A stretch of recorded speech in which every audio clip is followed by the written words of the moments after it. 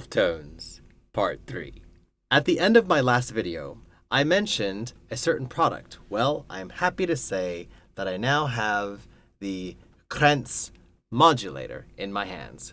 So I'm going to take it out and honestly answer the question, is it worth it? For this test, I want to be as objective as possible. So I have my digital audio workstation going, and I'm going to record that note with the current resonator on it.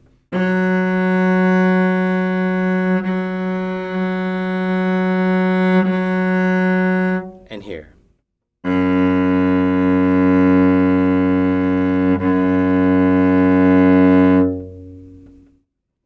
Let's remove it to see. Oh wow, it's stuck. How much of a difference the wolf tone eliminator makes.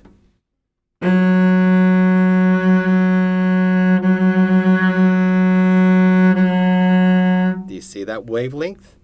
That is a wolf tone.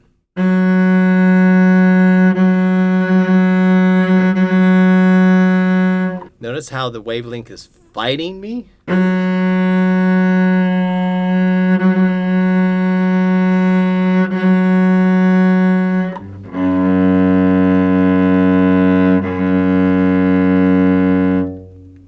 Now we are going to see if the Krentz modulator for cello really lives up to its reputation. So I'm going to take it out of the box, put it on, and see what happens.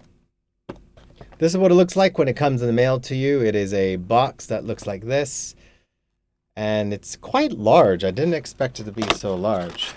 Some instructions. I'm not going to bother you with the instructions, but it tells you all about how it's fancy and it's worth $150. Right. This is going to take a little bit of acrobatics with this. Oh, wow. It's a really strong magnet.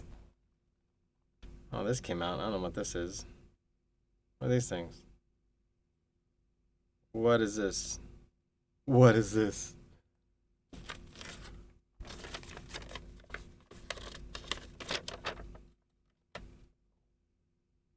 Alternate method.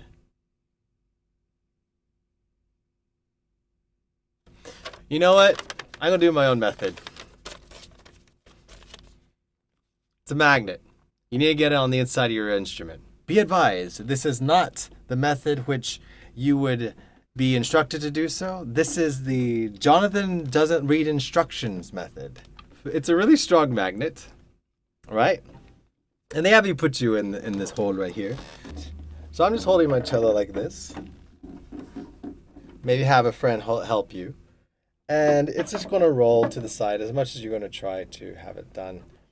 It's just going to roll somewhere. Just kind of hold it there and then take this bit and then it will find itself.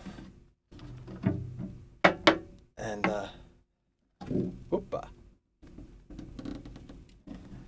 And that's all you have to do. Just kind of roll it around and it's stuck in there. And the next step is you're supposed to position it in the optimal place. And you slide it around. And I'm going to place it where the sticky tat was, in that area right there. And we're going to see.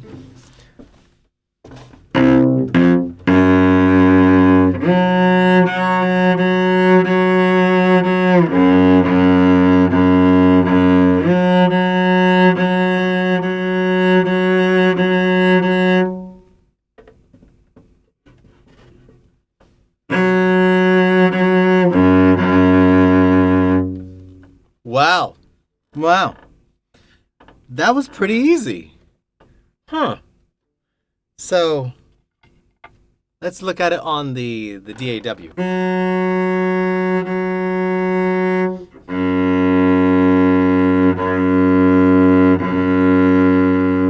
So, the question that you are probably wondering is between this right here, which is the classic German engineered wolf tone resonator, which we have used for, since I was a kid, to then American ingenuity using magnets Which one is better? Which one will you prefer? And in my opinion, this is the permanent solution that can go inside your cello, and you will have a very finished look. You won't have something on your cello. Yet, this right here provides you the opportunity to make adjustments. And I think that makes the Krenz modulator a very good option. And I'll tell you why the Krenz modulator will be the modulator for me. Even though this is great, I have to talk about my old cello. When this was installed on the old instrument, I found the optimal place, as I've shown you in the prior video, and it was glued inside by my luthier. But then something happened, and I chose to change this piece, our tailpiece, to a Pernambuco one. And this changed the entire way the instrument performed on especially the higher registers. My F sharp and thumb position was developing a wolf tone. By changing this one integral part of the transference of sound, hence I got the wolf tone back, as if I didn't have anything in there. And so I installed that dampener that you saw for so many years on my G string on the Col de Roi, my last Edgar Rousse. And so I was limited. I could have gone to luthier and then reinstalled maybe another one of these, or taken it out and had it glued.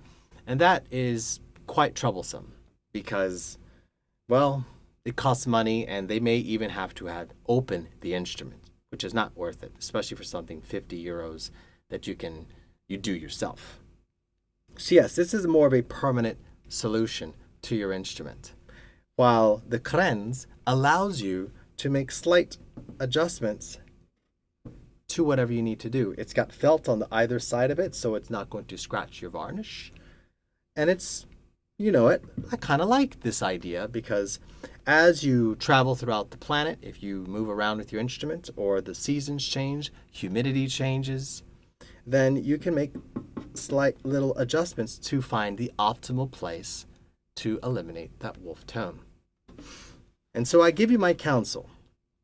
Simply as if you choose to keep your instrument exactly as is, never changing any integral parts of the sound production, basically these two pieces, then maybe one of these will be the best solution for you. Yet, if you do plan on doing any changes like I did, then a Krenz modulator made in the United States of America is going to be the best solution for your cello. Thank you for watching my video today. I appreciate it. This is part 3, the last of the series of wolf tones on cello. I hope you enjoyed. Like, share, and subscribe. Please share this with a friend that has having problems with wolf tones on their instrument. I've gone through the 3 ones I recommend: the brass, the dictum, and now the Krenz. And I think I have settled on my modulator for my new cello. And I hope this helps you make your right decision for your own instrument. Let me thank you once again for sharing your time with us here on the channel as you travel along your own journey of music discovery.